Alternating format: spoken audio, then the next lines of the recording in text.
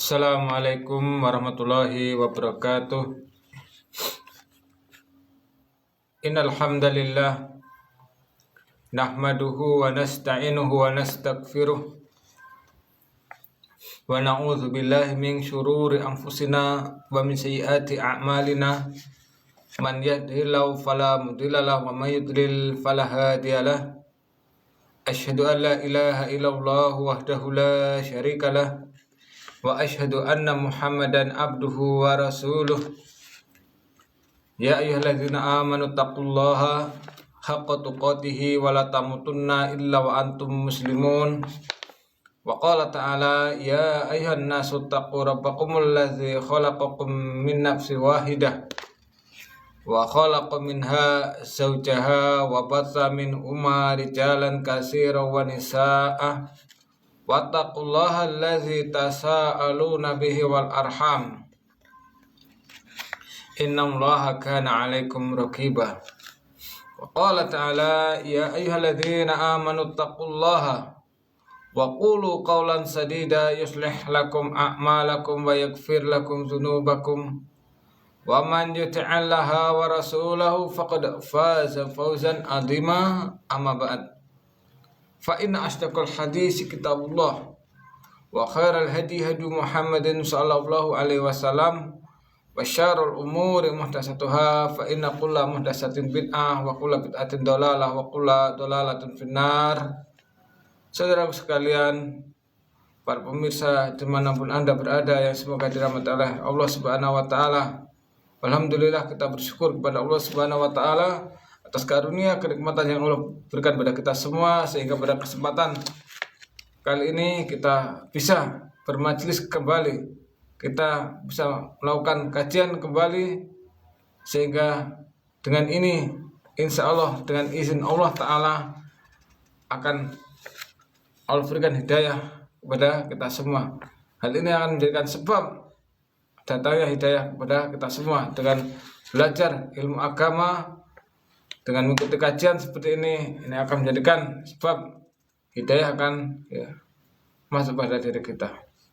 Maka dengan ini seandainya kita sudah mendapatkan hidayah, bagaimana berusaha untuk dipertahankan. Saudaraku sekalian, para pemirsa dimanapun Anda berada yang semoga dirahmati oleh Allah Subhanahu wa taala. Untuk kesempatan kali ini kita akan membahas tentang sunnah fitrah. Apa yang disebut sunnah fitrah? Yang demikian dinamakan sunnah fitrah karena pelakunya sifatnya dengan fitrah yang Allah fitrahkan atau pada manusia, dan ini dianjurkan bagi manusia. Jadi fitrah ini, sunnah fitrah ini adalah sunnah yang Allah nalurikan. Jadi ini adalah sunnah atau yang dari naluri seorang. Intinya di sini mengajarkan kebersihan, karena naluri manusia yang masih bersih ini dia suka kebersihan. Kemudian bahkan ini dianjurkan atau disunahkan bagi manusia. Tujuannya apa? Agar manusia ini menjadi dalam keadaannya menjadi baik dan sempurna bentuknya. Jadi tujuan daripada sunnah fitrah sini dianjurkan untuk melakukan sunnah fitrah agar apa? Manusia itu dalam keadaan baik. Kemudian dari sempurna bentuknya. Kemudian apa sih yang termasuk sunnah fitrah tersebut? Di sini disebutkan dalam hadis dari Abu Hurairah radhiyallahu anhu. Dari Abu Hurairah bahwasanya beliau berkata, bahwasanya Rasulullah sallallahu alaihi wasallam bersabda, khamsun minal fitrah al-istidad wal khitan wa qasus syarib wa naqul idbid wa taqlimu atfar. 5 yang termasuk sunnah fitrah. Yang pertama adalah mencukur bulu kemaluan, kemudian khitan, kemudian mencukur kumis dan mencabut bulu ketiak, kemudian membersihkan kuku. Jadi sini disebutkan dalam hadis tadi disebutkan bahwasanya sunnah fitrah ada 5. Yang pertama adalah mencukur bulu kemaluan, kemudian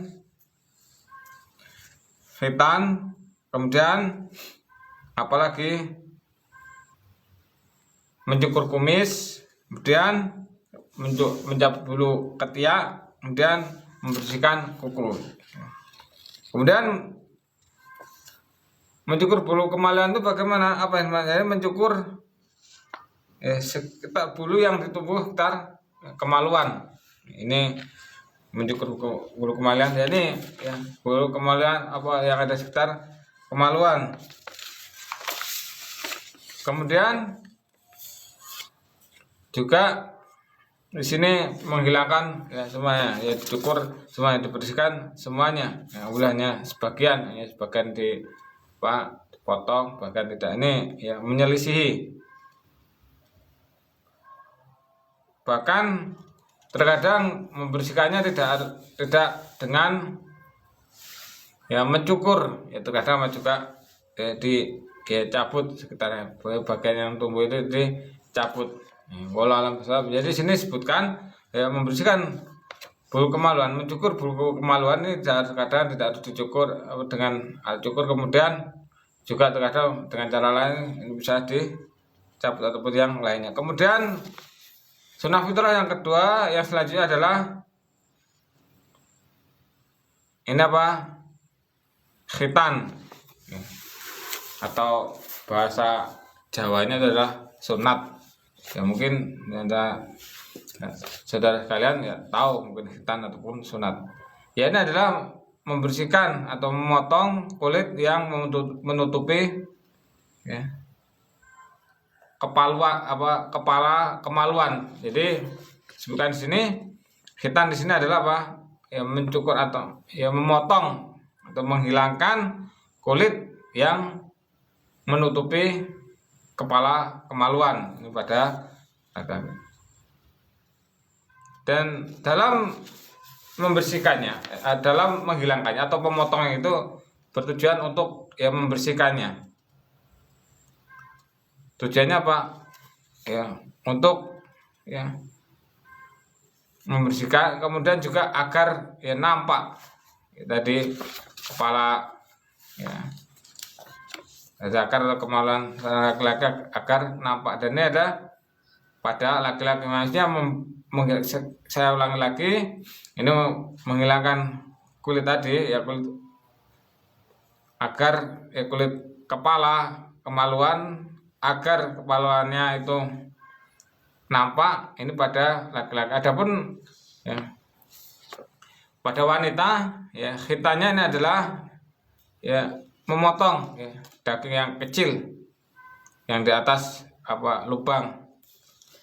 Ini juga ada yang disebut, ada yang dinamakan bentuknya itu seperti jengger ayam jantan. Dan sunat ataupun khitan ini wajib untuk laki-laki dan sunnah untuk perempuan. Jadi sekali lagi untuk laki-laki ini wajib, kalau perempuan ini sunnah. Kemudian hikmah di dalam khitan untuk laki-laki, khitan ataupun sunat untuk laki-laki ini membersihkan kemaluan dari najis yang melekat pada kulit kemaluan tersebut. Jadi ini tujuannya. Kalau dipindahkan untuk sunat, laki-laki dipindahkan untuk sunat, ini agar apa? Najis yang ada pada kulit kemaluan tadi agar hilang. Ini hikmahnya, hikmah yang satu. Kemudian untuk wanita, ada untuk wanita hikmahnya apa? Ini untuk mengurangi syahwatnya. Jadi kalau wanita untuk khitan ini tujuannya apa? Tujuannya atau hikmahnya agar berkurang syahwatnya. Dan khitan ini Jadi sunahkan atau dianjurkan pada hari ketujuh. Pada hari ketujuh ya dilahirkan ya, untuk bayi yang dilahirkan. Ini sunahnya apa? Dianjurkannya untuk ya, hari yang ketujuh. Kenapa? Karena pada hari tersebut kalau dikitan ya, langsung sembuh. Dan untuk anak kecil ini pertumbuhannya keadaannya sempurna. Kemudian sunnah fitrah yang selanjutnya ya ini adalah mencukur kumis. Cukur kumis ini tujuannya apa? Agar untuk membersihkan atau memperindah ya, atau kalau laki-laki ini ya kumis ya laki-laki ya agar kelihatan ganteng ya, cukur ya, kemudian agar bersih dan menyelisih orang-orang kafir. Jadi dianya mencukur kumis ya, diperintahkan untuk mencukur sudah panjang menutupi mulut ini, perintahkan untuk mencukur apa? Tujuannya apa? Ya untuk kelihatan ya bagus, untuk ya, agar keren ganteng lah ya, agar kelihatan rajin seperti itu. Kemudian bersih, kemudian mesti orang-orang kafir. Dan dalam hadis ya, ini ada anjuran atau dorongan untuk ya, mencukur kumis dan memanjangkan jenggot ya. Karena apa? Untuk memuliakannya ya. Jadi di sini ya kumis itu diperintahkan apa? Untuk dipotong. Kemudian jenggot ini apa? Diperintahkan untuk dipanjangkan. Kemudian di sini ya, tujuannya apa? Untuk memanjangkan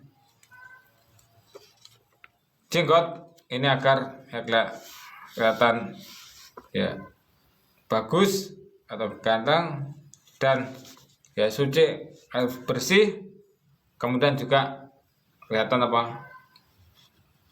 Jantan atau gentle. Jadi ini ada hikmahnya. Kita diperintahkan untuk memelihara jenggot, untuk memanjangkan jenggot. Tujuannya apa? Ini agar kelihatan ya ganteng. Kemudian yang kedua ya, ini apa? Agar bersih ya, terutama wajah. Jadi kita lihat ya, orang-orang yang berjenggot, terutama dari kalangan ya ahlu sunnah, orang-orang yang menjalankan sunnah, memelihara jenggot karena sunnah, kalau semuanya bersih wajahnya. Walaupun maaf ya kulitnya hitam, ini apa?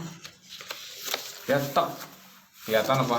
Ya, ganteng, kelihatan keren. Kemudian juga dengan adanya jenggot ini seorang kelihatan gentle ataupun gagah. Kemudian ini kebanyakan manusia ya, ini menyelisih perintah ini. Ya, mereka ya memanjangkan apa? Kumisnya. Nah, ini ada yang menyelisih, mereka menyelisih memanjangkan kumisnya dan memotong jenggotnya atau mengurangi atau bahkan mencukur habis ya, memotong atau bahkan ya mencukur habis, karena ini menyelisihi sunnah yang seharusnya wajib dipanjangkan. Ini kebanyakan manusia ini yang panjang apa malah kumisnya terkadang panjang dan jenggotnya apa ya pangkas habis. Ini benar-benar apa menyelisihi. Kemudian saudara sekalian yang semoga dirahmati oleh Allah Subhanahu wa taala. Kemudian dari hadis Abu Hurairah radhiyallahu anhu, beliau berkata, sabda Rasulullah sallallahu alaihi wasallam, "Juzu syawarib wa arkhul lihya wa khaliful majusi." Cukurlah kumis, panjangkanlah jenggot dan selisihilah orang-orang majusi. Kemudian dalam hadis Ibnu Umar radhiyallahu anhu ya, dari Nabi SAW beliau bersabda, khaliful musyrikina wa firrul lihya wa ahfu syawarib ya, selisilah orang-orang musyrik panjangkan jenggot dan cukurlah kumis. Maka bagi seorang muslim hendaklah senantiasa terus menerus atau melazimkan petunjuk Nabi Shallallahu Alaihi Wasallam dan menyelisih musuh-musuhnya agar bisa membedakan antara orang yang bertasabuh atau menyerupai wanita. Jadi ini bagi seorang muslim ini senantiasa harus menjunjung sunnah beliau, menjunjung sunnah Rasulullah Sallallahu Alaihi Wasallam, mengamalkan sunnah Rasulullah Sallallahu Alaihi Wasallam. Salah satunya apa? Memanjangkan jenggot dan mencukur kumis. Kemudian yang selanjutnya sunnah fitrah yang selanjutnya yang keempat ini adalah memotong kuku. Memotong kuku ini tidak membiarkan kukunya itu panjang dan membersihkannya kemudian agar kelihatan bagus. Dan dengan memotong ini bagaimana? Ini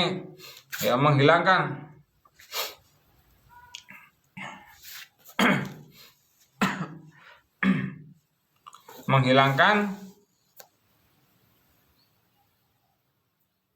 kotoran-kotoran yang ada di kuku, bawah kuku, di kuku. Ini tujuannya memotong kuku. Dan ini terkadang ada yang menyelisih fitrah nabawi, fitrah. Sebagian muslimin ini malah memanjangkan kukunya dengan kelihatan keren, memanjangkannya. Dan ini memanjangkannya semuanya atau bahkan sebagian, mungkin ada yang jempolnya atau kelingkingnya atau jari telunjuknya, ini sebagian. Yang demikian ini adalah termasuk hias-hiasan dari setan dan ini taklid atau mengikuti musuh-musuh Allah. Jadi yang demikian kalau memanjangkan kuku ini tersama seperti apa? Setan. Setan ini memanjangkan Allah kepada keburukan, maksudnya perkara yang jorok. Kemudian yang selanjutnya sunnah fitrah yang selanjutnya adalah mencabut bulu ketiak. Bulu ketiak ini yang yang tumbuh di sekitar ketiak ini, atau diperintahkan untuk membersihkannya. Dan ini disunahkan untuk menghilangkannya dengan cara apa? Dengan cara mencabut atau mencukurnya. Misalnya mencabut ini susah, mungkin dengan mencukur atau yang lain. Dan di sini tujuannya adalah diperintahkan untuk mencabut bulu ketiak ini agar untuk menghilangkan bau-bau yang tidak sedap, bau yang tidak enak yang ada di sekitar ketiak tersebut. Karena dengan adanya bulu ini mudah ini kotoran baunya ini selalu melekat di situ. Kemudian yang selanjutnya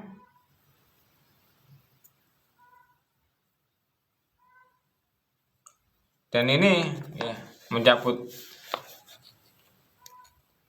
atau membersihkan bulu ketiak ini termasuk bagian dari agama kita yang hanif, agama kita yang bersih. Jadi agama kita ini membersihkan, semuanya memberikan atau menghancurkan kebersihan, termasuk tadi saya adalah membersihkan bulu ketiak. Dan ini diperintahkan untuk hal ini, untuk sunnah. Ini tujuannya apa? Untuk agar indah kemudian bersih. Jadi kalau orang melihat ketiaknya banyak bulunya ini kurang indah, kurang bagus, kurang keren. dan juga agar bersih dari, dan keadaan manusia akan menjadi lebih baik ya. Jadi kalau dengan membersihkan ya, atau membersihkan bulu ketiak tersebut, jadi agar apa ya, keadaan kaum muslim menjadi lebih baik. Kemudian ya, dan menjauhkan dari taklid atau mengikuti orang-orang kafir. Jadi dengan membersihkan apa tadi, dalam menyebut bulu ketiak ini menjauhkan ya, orang nih ya taklid atau ikut-ikutan dengan orang kafir. Banyak orang-orang kafir ini ya, bulu ketiaknya apa ya, panjang, dan orang-orang juhal. Orang jual, orang-orang ya yang belum tahu, dan orang-orang yang ya, melanggar agamanya, aturan-aturan agama. Jadi dan ini apa, manusia agar pertama ini agar keadaannya menjadi baik, kemudian menjauhkan manusia dari orang-orang ya kafir, taklid dari orang-orang kafir dan orang bodoh, orang awam ya, orang yang belum tahu, dan juga orang-orang yang ya orang-orang fajir. Orang fajir itu apa, yang selalu melakukan apa, maksiat atau kemungkaran.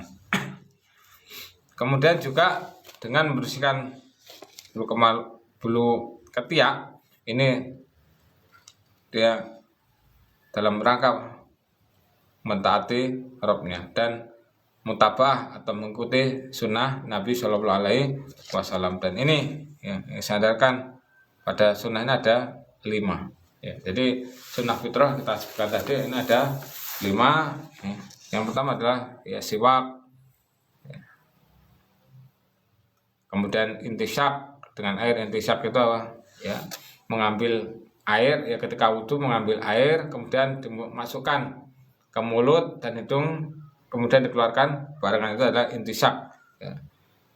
Secara bersamaan. Kemudian kumur-kumur dan membersihkan apa, jari jemari, yakni bagian celah-celahnya pada jari-jari, karena situ ya, terkumpul kotoran di sela-sela jari. Ini terkadang apa, ini terkumpul kotoran, maka di sini apa, bentakan untuk apa, dibersihkan. Kemudian istinja tahu ya, ini kalau setelah kita apa, cebok ini apa, setelah ya buang air besar atau buang air kecil ya. Kemudian yang demikian dari hadis Aisyah radhiyallahu anha ya, beliau berkata, qala Rasulullah sallallahu alaihi wasallam, sabda Rasulullah sallallahu alaihi wasallam, asyrun minal fitrah ya, 10 dari fitrah atau sunnah fitrah. Yang pertama qasus syarib, yakni memotong kumis, ikhwaul lihyah, memanjangkan jenggot, kemudian siwak, wal istinsyak ya, alma ya, istinsyak tadi apa, ketika wudhu memasukkan mengambil air kemudian memasukkan mulut, dan itu cara bersamaan juga mengeluarkan cara bersamaan. Kemudian membersihkan ya, jari jemari, kemudian membersihkan ya, bulu ketiak, dan ya, mencukur bulu kemaluan, dan istinja. Kemudian berkata Mus'ab bin Syaibah ya, beliau lupa mengatakannya, nasitu al-asyirah, dan aku lupa yang ke-10, ila antakuna matmadah, kecuali ya dalam keadaan kumur-kumur. Wallahu a'lam bishawab. Demikian yang bisa kita sampaikan, kurang lebihnya saya mohon maaf apabila terdapat kesalahan dalam menyampaikan, dan pada Allah saya mohon ampun apabila ada benarnya itu datangnya dari Allah, dan apabila ada salahnya itu merupakan dari kekurangan saya pribadi dan syaitan laknatullah alaih yang berusaha menyesatkan manusia. Akhirnya kita cukupkan pertemuan kita kali dengan doa kafaratul majlis. Subhanakallahumma wa bihamdika asyhadu an la ilaha illa anta astaghfiruka wa atubu ilaik. Assalamualaikum warahmatullahi wabarakatuh.